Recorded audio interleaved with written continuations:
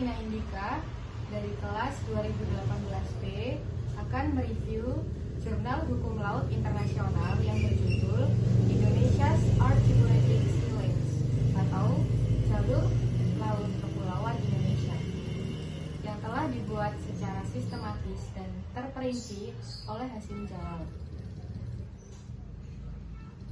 Jurnal yang berjudul Indonesia's Archipelagic Sea Lanes membahas mengenai masalah jalur pelayaran antar kepulauan yang mana mendeskripsikan tentang proses terbentuknya suatu aturan, tahap-tahap sebelum terjadinya kesepakatan dan sanksi yang telah diatur apabila terdapat pelanggaran yang dilakukan.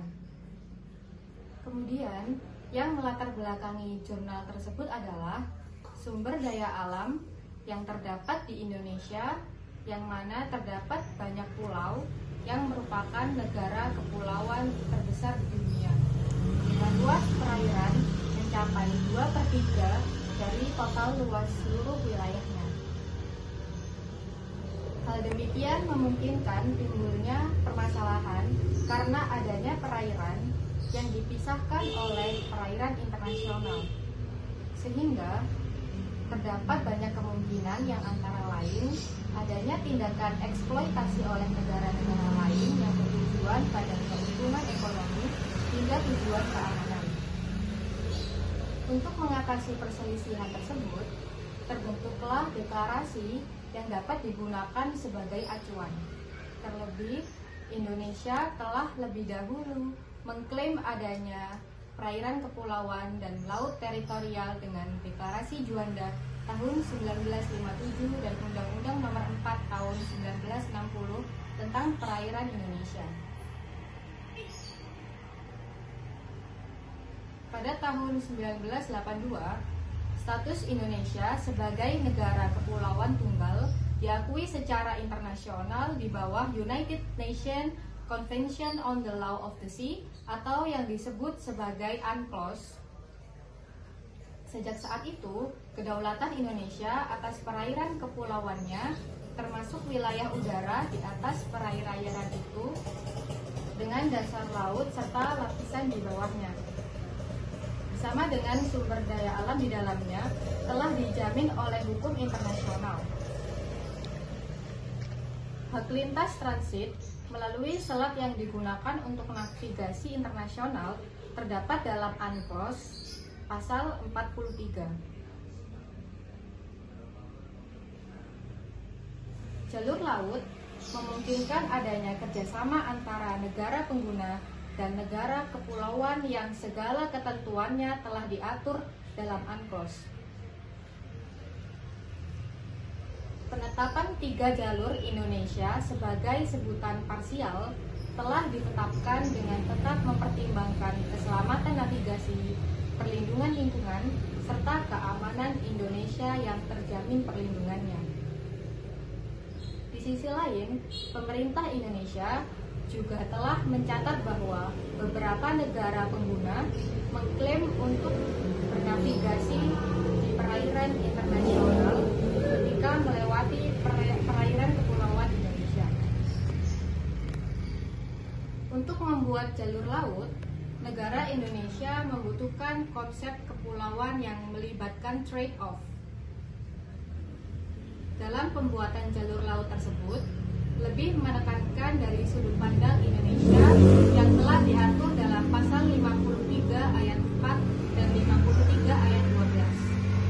UNCLOS, di mana negara yang memilih untuk menunjuk jalur laut kepulauan manapun harus menunjuk jalur untuk mencakup semua rute jalur normal yang digunakan sebagai rute untuk navigasi internasional atau overflight. Dengan demikian, hak lintas kepulauan berlaku secara default untuk semua rute yang biasanya digunakan untuk navigasi internasional.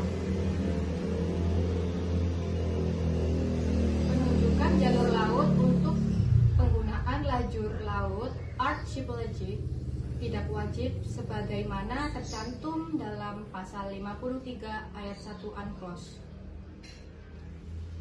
Dengan menentukan jalur laut melalui beberapa tahap, Indonesia mengadakan konvensi yang menghasilkan kesepakatan umum atau pemahaman tentang 19 aturan yang akan berlaku di jalur laut. Dalam melaksanakan hak lintas jalur kepulauan, kapal atau pesawat asing tidak boleh melakukan latihan perang atau latihan militer yang melibatkan senjata dengan amunisi yang terdapat pada pasal 4 ayat 4 UNCLOS. Negara bendera, kapal, atau negara pendaftar pesawat akan memikul tanggung jawab internasional atas setiap kehilangan atau kerusakan yang timbul sebagai akibat dari ketidakpatuhan terhadap peraturan tersebut oleh kapal perang atau pesawat udara. Berbagai macam ketentuan peraturan yang berupa himbauan sampai larangan telah terpublikasi secara jelas sehingga apabila terbukti adanya subjek ataupun kelompok yang melakukan kegiatan yang bertentangan dengan peraturan dan standar internasional akan dikenai sesuai sanksi yang telah berlaku. Yang memungkinkan untuk jalur-jalur laut Nusantara secara de facto di bagian lain Nusantara bahkan setelah penunjukan 3 jalur utara selatan. Hal tersebut menjelaskan tentang pemilihan jalur laut yang terbagi menjadi 3 jalur kepulauan utara selatan, Australia, dan Amerika Serikat.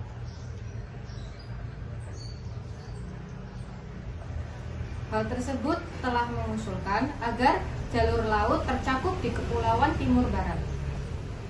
Pada intinya, kesenjangan yang lahir di tengah-tengah timbulnya permasalahan yang berkaitan dengan hukum internasional sehubungan dengan prinsip-prinsip hukum. Karena wilayah udara di atas perairan kepulauan, Pasal 1 Konvensi Chicago menetapkan bahwa setiap negara memiliki kedaulatan lengkap dan eksklusif atas wilayah udara di atas wilayahnya. Pada pasal 2 Konvensi Chicago menyatakan bahwa wilayah suatu negara akan dianggap sebagai wilayah daratannya dan perairan teritorial yang berbatasan dengan mereka. Mungkin memanjang dari 3 hingga 12 mil dari garis pantai. Dengan terjadinya hal tersebut, adanya hukum yang dinamis sehingga timbul kebutuhan untuk merevisi Konvensi 1944 untuk mencerminkan perkembangan baru dalam hukum internasional spasial.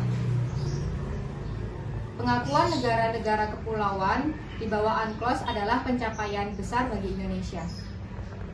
Untuk pertama kalinya, kedaulatan Indonesia atas perairan antar pulaunya diakui secara internasional.